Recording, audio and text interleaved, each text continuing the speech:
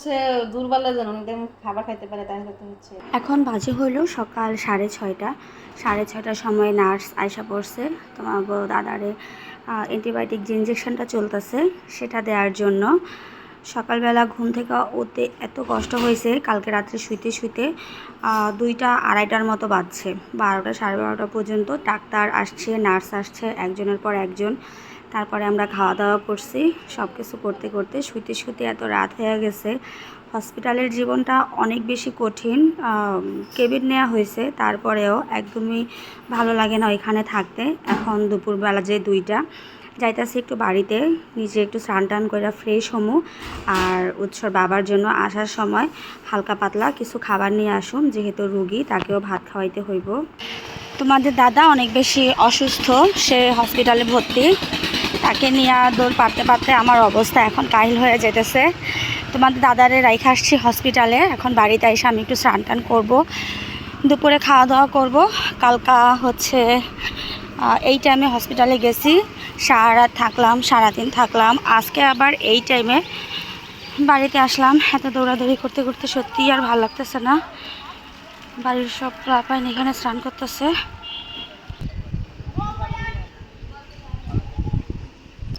কুকুর রাস্তা ছাড়ো, সরো সরো সরো,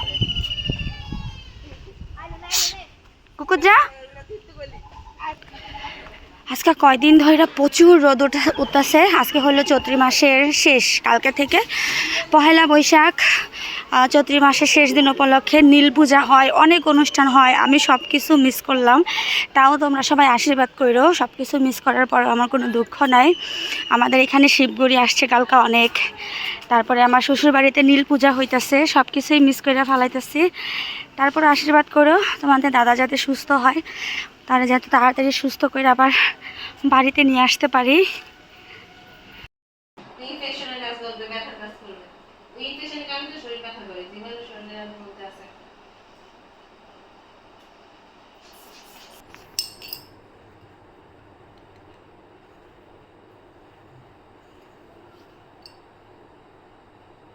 আর কয়দিন থাকতে হইব? ইনজেকশন তো 7 দিন দিতেই হবে।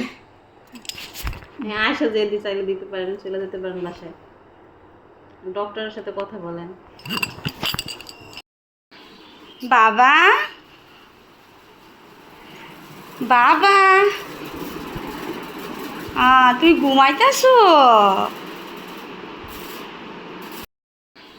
বাবা বাবা, তুই ঘুমাইতেছ? পাপা, পাপা এখন ভালো আছে। তোমার মালিকার দুঃখ লাগতেছে? শোনা খারাপ লাগতেছে? আমাকে একটু আদর করে দাও। ওই শোনা রে, মার উপর রাগ করছো? অনেক রাগ করছো কেন? মা তোমার নেয় নাই দেখা? শোনো আর রাগ করো না, মায়ের যাই সব হচ্ছে। হ্যাঁ যাবা মার লগে এবার? বাইরে অনেক রোদ, একটু রোদ কমুক তারপরে যাইও। এখনই যাবা? আচ্ছা। আমার এখন 2 নৌকায় পা দেওয়ার মতো অবস্থা। এদিকে উৎসরে রাইখা গেছি বাড়িতে, মনটা উৎসর কাছেও পড়ে থাকে। আবার ওইদিকে 2টা স্নান কইরা ভাত খাওয়ার জন্য আসছি, আর সাথে উৎসর বাবার জন্য 2টা ভাত নিয়ে যাব হসপিটালে। বাড়িতে আসার পরে এইখানে এসেও শান্তি পাইতেছি না। উৎসর বাবার জন্য মনটা অস্থির লাগতেছে। রুগী মানুষ, একলা হসপিটালে রাইখা আসছে, কতক্ষণে যাব। তো আসার পরে যত তাড়াতাড়ি পারি স্নান টান করে নিছি। উৎসরে বাড়িতে মার কাছে রাইখা গেলেও এখন আর কোনোভাবেই ওরে বুঝ মানানো যাইতেছে না, আমার পিছন ধরছে।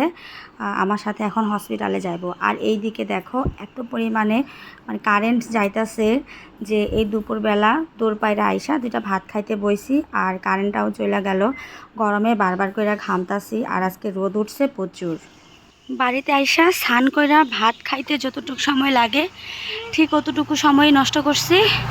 এখন একটা গাড়ির জন্য দাঁড়াই আছি, গাড়িটা আসলেই আবার চলে যাব হসপিটালে। আর এই যে উৎসকে কিছুতেই রাইখা আসা গেল না, আমার পিছন আজকে ধরছে, ওকে নিয়ে আজকে যাইতেই হবে। কতক্ষণ পরে গাড়ি আসবে কে জানে।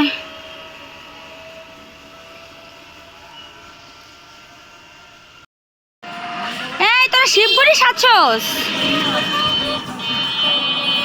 নীল ওই খুলো না কেলি রে পাগল কিন্তু বাইরেই বানাইলে এই বাড়ি দে শুরু কর বাড়ি দে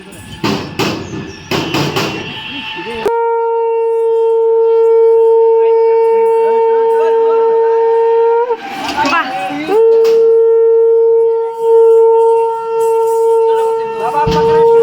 আতে কি আতো হলো বাবার বাডা ওমা হাই কি হাই যাইছে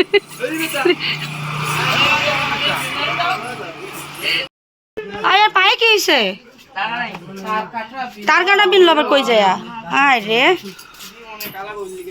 পার্বতী ক্লান্ত হয়ে গেছে গিয়া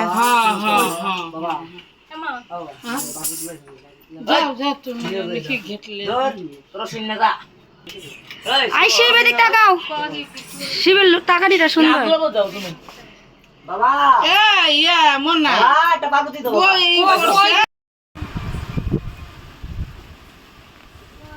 হ্যালো মি বেবিস ভাইরাল হইছে ভালোই বাবা লো লো বিশে কোন সন্ন্যাসী গিনি মানাইছে ভাই এই যাইবেন হাসপাতাল হাসপাতাল এই যে সামনেরটা হ্যাঁ চলেন যাও বাবা যাও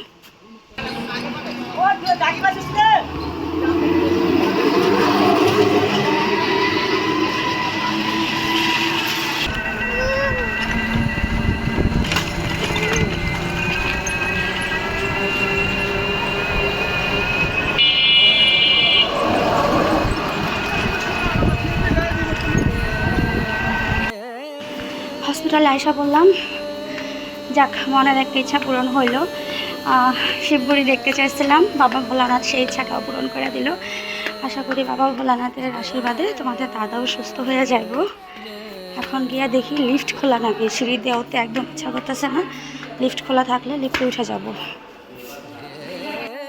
দেখি বাবা লিফট খোলা আছে নাকি বন্ধ আসো বন্ধ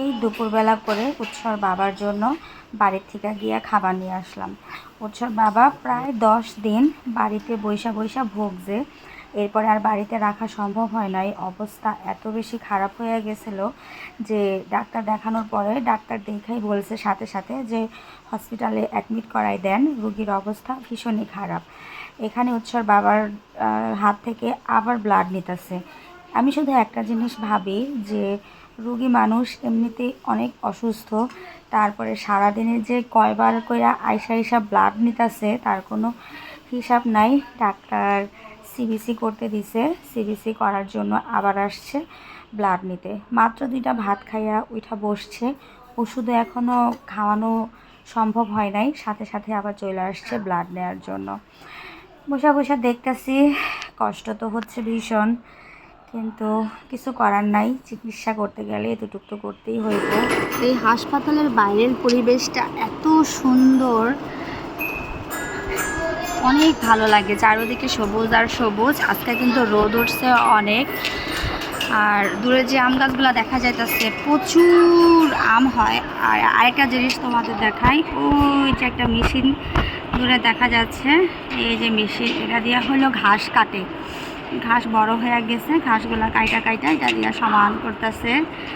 এরকম একটা খোলামেলা প্রাকৃতিক সবুজের মধ্যে হাসপাতাল, রুগী এখানে আসলে এমনি ভালো হয়ে যাবে। এত চারদিকে শান্ত নিরিবিলি আর এত শীতল বাতাস আসে চারদিক থেকে, অনেক ভালো লাগে।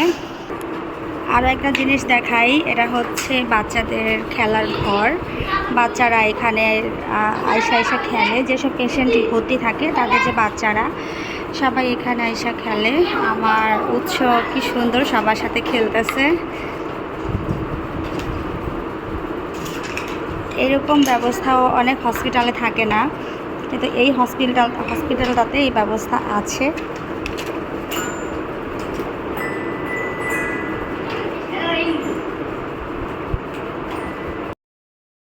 যাই এখন রুমে গিয়া দেখি আমাদের রুগী কি করতেছে। আর মোটামুটি হসপিটালটা বড়, ঘুরে দেখার মতো অনেক কিছু আছে। গ্রামের মধ্যে এরকম একটা হসপিটাল সত্যি অনেক মানুষের জন্য অনেক উপকার হইতেছে। আর এইদিকে উৎস ওর খেলনাগুলারে অনেক সুন্দর করে সাজায় রাখছে, দেখতে কিন্তু ভালোই লাগতেছে।